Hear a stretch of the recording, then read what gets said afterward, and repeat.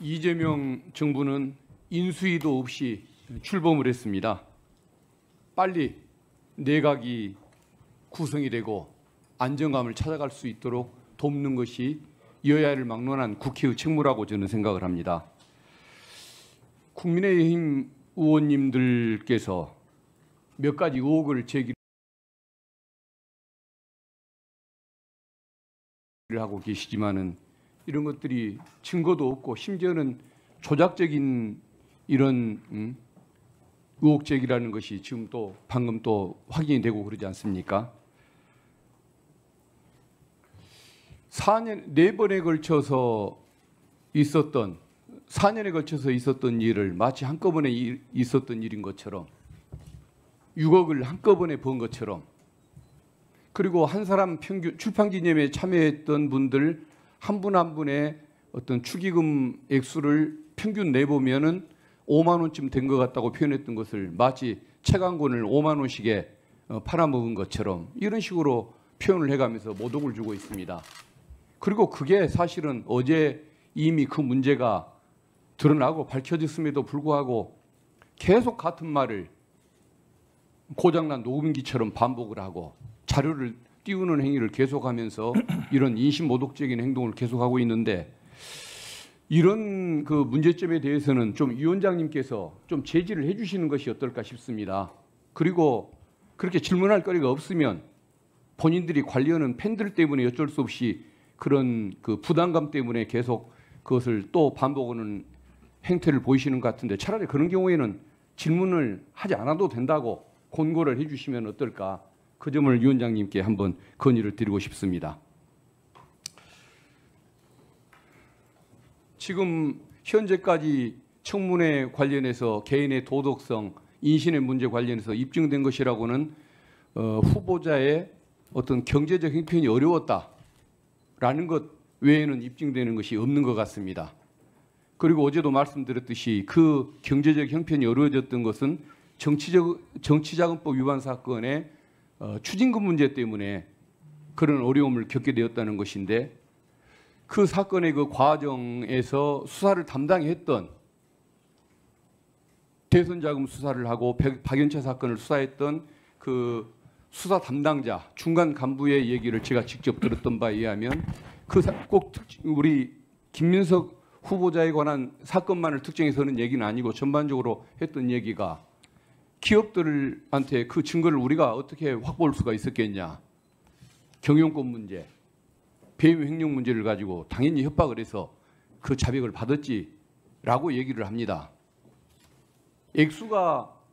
액수마저도 그렇게 협박을 해서 받아냈다는 것을 스스로 얘기를 하는 겁니다.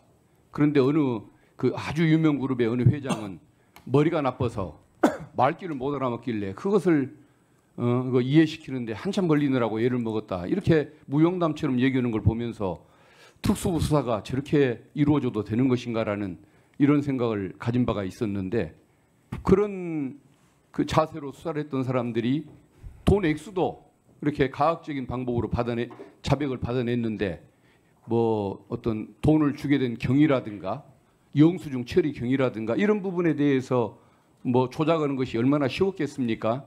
그래서 저는 후보자가 왜 표적 수사를 당했다고 주장하는지 그 심정을 충분히 이해를 할 것 같고, 또 그것이 원인이 돼서 지금의 경제적인 그런 어려움을 겪고 있다는 것, 이것 외에는 저는 사실 입증된 것이 없는 그런 단계라고 보는데, 그래서 좀 이제 어제 나왔고 지금까지 나왔던 그 의혹 제기 이런 것들은 이제 중단하고 새로운 것들 위주로 또 정책 위주로 좀 질문을 해주는 방법으로 이어갔으면 좋겠다는 것을 위원장님께 한번 건의를 드리고 싶습니다.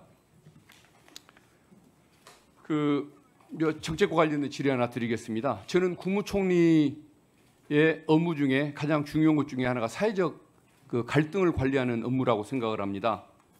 통계청에서 작년에 조사했던 자료를 보니까 우리 국민은 보수와 진보 갈등이 가장 심각하다고 느끼고 있다고 합니다. 그리고 또 작년에 대비해서, 전년도에 비해서 가장 심각해지고 있는 어떤 그 갈등의 유형은 남녀 갈등인 것 같다. 그리고 최근 들어서는 세대 갈등이 연령대별 갈등으로까지 깊어지는 것을 느낀다라고 얘기하는데, 거의 뭐 저희들도 똑같이 공감하는 내용이 국민들의 의견을 통해서 확인이 되는 것 같습니다. 그래서 어떤 사회 갈등이 구조적으로 심각해지고 있는 이 현상, 이게 정말 어떤 총리가 되시면은 해결해야 할 가장 큰 문제라고 생각을 합니다.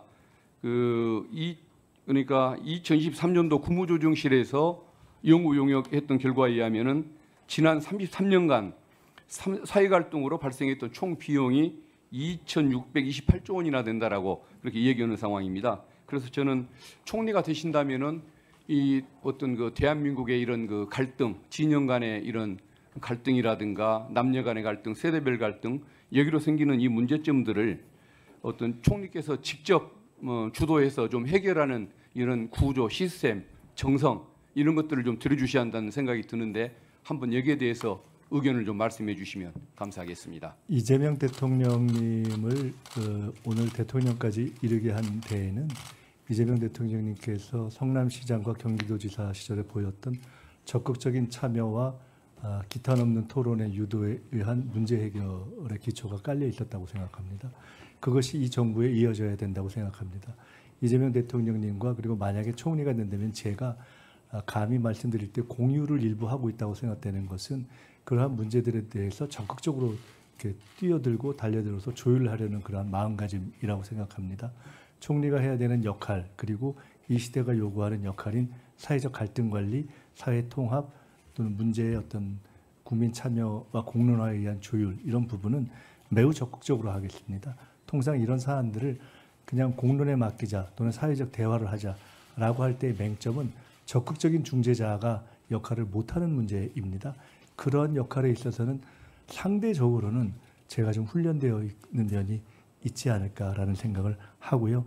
그것은 특히 지금과 같이 남녀 간의 갈등, 세대 갈등, 또 각종 지역 갈등, 더구나 정치적 갈등이 있으면서도 전통적으로 그것을 풀어야 할 정치 세력 가운데 중도 보수를 점했던 부분이 사실상 상당 정도 공백기에 접어들고 있는 이 시점에서는 더욱더 중요하다고 생각돼서 대통령님이 생각하시는 바대로 또 저도 저의 소신에 따라서 적극적으로 저와 평소에 정치적 이념이나 지형이 달랐던 부분까지도 적극 대화를 하면서 풀어가겠다는 말씀을 드리겠습니다.